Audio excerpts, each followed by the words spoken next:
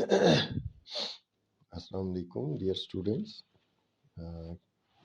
आज हम पढ़ेंगे chapter number 4 structure of molecules, जो कि केमिकल बॉन्डिंग के मुतालिक है। केमिकल बॉन्ड आज का हमारा टॉपिक है, जो हमने ये पढ़ना है केमिकल बॉन्ड की डेफिनेशन और यहाँ तक इंट्रोडक्शन है जी। The things around us are composed of matter. Matter से मिलकर तमाम चीज़ें बनी हैं। All matter is made up of building units called atoms. ये चैप्टर 1 में आप पढ़ चुके हैं। और मैटर जो है उसकी किस्में एलिमेंट्स होती हैं, कंपाउंड होती हैं, मिक्सचर होती हैं।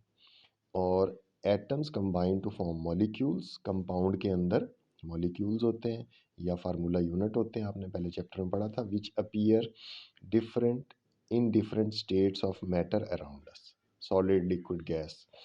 अब ये एटम्स आपस में किस तरह से जुड़ते हैं? फोर्सेस की वजह से। Responsible for binding the atoms together in a molecule are called chemical forces और केमिकल बॉन्ड। ये इसकी सिंपल डेफिनेशन है, लेकिन आगे डेफिनेशन कंप्लीट आएगी तो वो आपने पढ़नी, वो याद करनी है और वही पेपर में लिखनी है। ये समझने के लिए कि फोर्सेस होती हैं।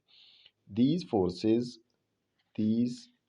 bonding forces keep the atom together will be discussed in this chapter. अब ये क्वेश्चन है, why do atoms form chemical bonds? या ये भी क्वेश्चन था, why do atoms react? chemical react क्यों करते हैं? तो it is a universal rule that everything in this world tends to become more stable.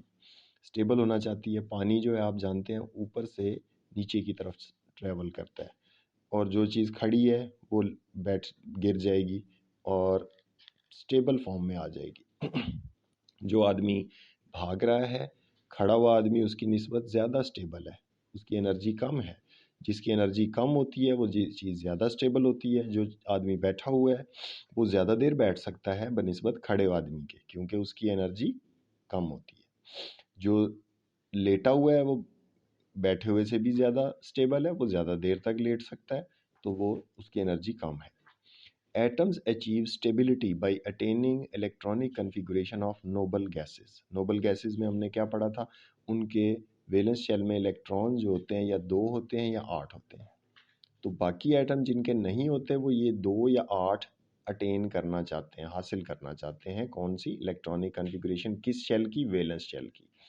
For example helium, neon और argon, ये हम पहले पिछले चैप्टर में पढ़ चुके हैं।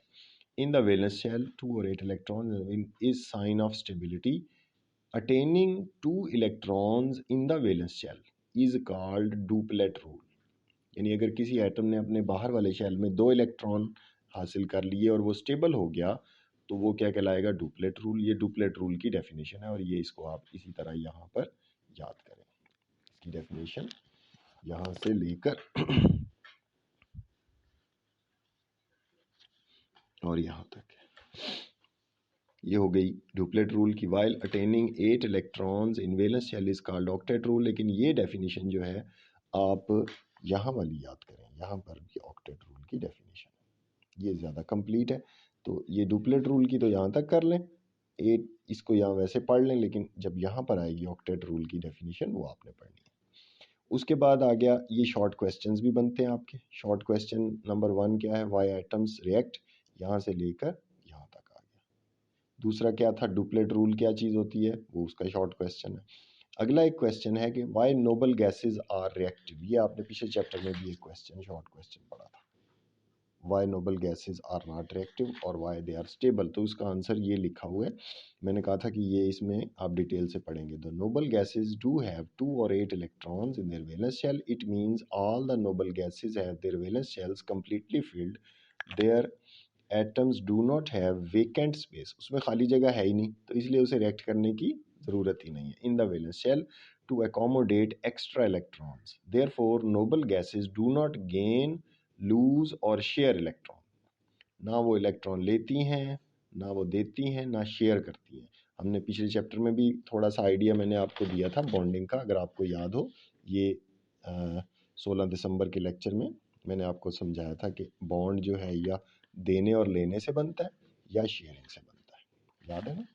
अच्छा, उसके बाद आगे बात है, एक और शॉर्ट क्वेश्चन बनता है, in other words atoms form chemical bonds to achieve stability by acquiring inert gas electronic configuration.